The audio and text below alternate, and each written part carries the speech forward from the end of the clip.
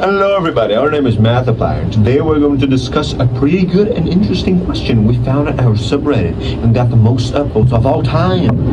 This is going to be the first and only episode of Mathiplier, so it's highly exclusive.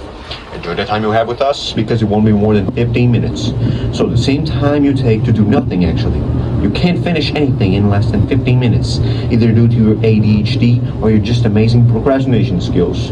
Anyways, let's get into it. So the first podcast is never usually that bad in any of the processionals. So what is one thing that everybody likes in this world? Money? For runs. Happiness, bozos. But money too. So we'll talk about two, at the very least two, of those options in this episode of Mathiplier. Oh yes, how silly of me to think of those options. Either way. Economic stability. What do you think? Oh, it's fine. Yeah, I'm not thinking of that. Of course not. You never figured out how to think. So, about your question, isn't the answer obvious? Best thing a country can possibly have. I wish we did have that too around here in Brazil. So you prefer economic stability over civil rights? Also, there's no sense. There's no way that our economy is that unstable. Oh, really? So let's see the real's inflation rates. Alright then. Here it says we're around 5.7 reais per dollar. But what does that mean exactly, Bernard?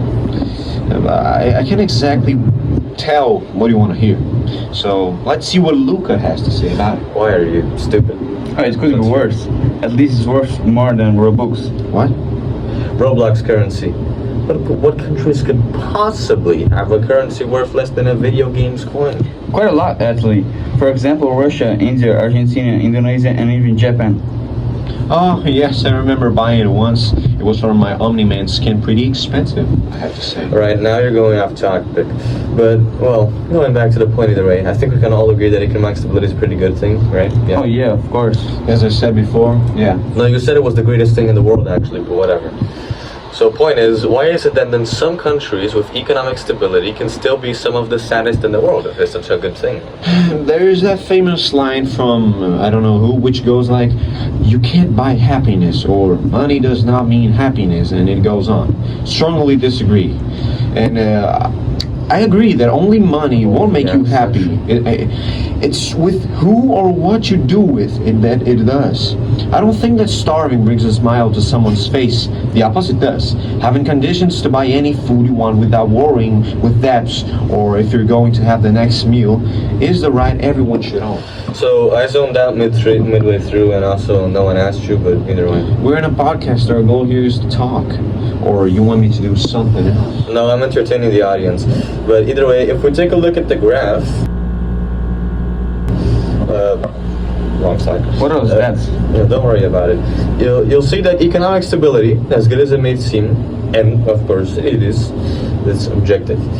It won't always make people happier in a country, and it's sometimes better to live happily in a poor country than live miserably in a rich superpower. Like, let's say you're a millionaire in Nigeria, but it's better than being a hobo in the U.S.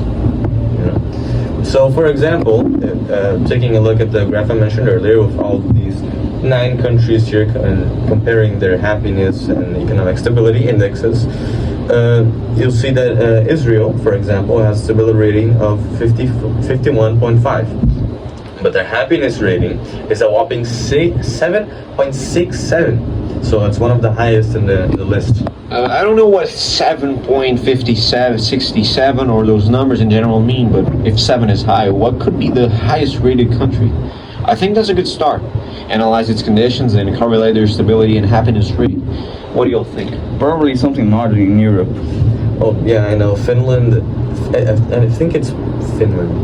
Or because it has been Finland for several years, and they have like a 7.9, so it's very high. I think Supercell's from Finland. Maybe that's the main source of happiness. Games with microtransactions that bring its economic stability.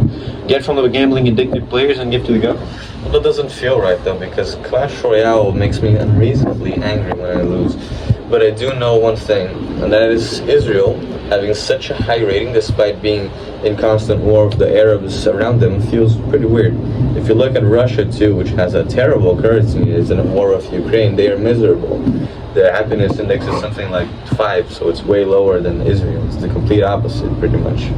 Israel, while being at war and in a rough political situation, is still quite a rich country, and Russia is too, but the imbalance between social classes is a lot bigger there, just like in the US. But what would having a stable economy even help in the life of an average guy? Oh, I don't know, dude, but I think being able to afford basic, rudimentary things for you to survive, just being able to afford stuff in general, it's pretty nice to have. No, yeah, I agree, but could you give me an example of a country with stability and another which doesn't have, so we can compare the possibilities of affording stuff in different countries? You know what I mean? I know. So Germany has an economic stability score of 24, right? And the average salary per month there is 4,323 euro. But if we compare that to Russia, which has an economic stability score of 81, the average salary over there is only 720 euros. So it's a very Damn, big that's a difference. discrepant difference. I would expect the country having the highest stability rate to also have the highest salary and not the... The closer to zero, the better it is. man. Sorry for my big rate of stupidity. Yeah, it's also probably good to not have yourself to wake up every morning and ask yourself if your inflation rates have been gone 20% again. Stock market crashes are bad. Anyways, I took the list that I made before. It includes Norway, Luxembourg, Germany, Japan, the USA, Israel, China, Brazil, and Russia. And I found out their economic stability and happiness scores by just searching on Google pretty much. Mathematically speaking, if you do the maths, the correlation between both variables of happiness and economic stability is around minus 0.43. So it's really not as much as you would expect. But the economy isn't the only factor that contributes to a country's average happiness. Well, of course not, but it's a big factor towards it too. So you probably think it's, it would be bigger than it really is. So what would you say is another factor contributing? Like, economy we already have established as the main one. I think another major factor is access to Helldivers 2 on PlayStation, because unfortunately not many countries can experience that wonderful game after the PSN account up in the day. Maybe the localization. No, what? No, I mean, no earthquakes, no volcanoes is a good aspect for someone seeking better life quality. Consequently, more happiness levels or something like that. Yeah, sure, but it's more important that human rights. North Korea don't have any earthquakes.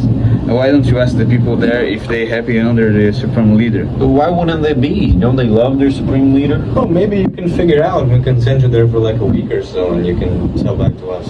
Okay, I like the way things are. Don't honestly think Kim would put a smile on my face. I'll keep with your... Well, I don't know. He's got a pretty funny face, so maybe. Anyway, yes, human rights is what everyone should have, and don't you consider it as a human right to live in a stable economy? Yeah, but unfortunately, that's not really the reality that we live in, is it?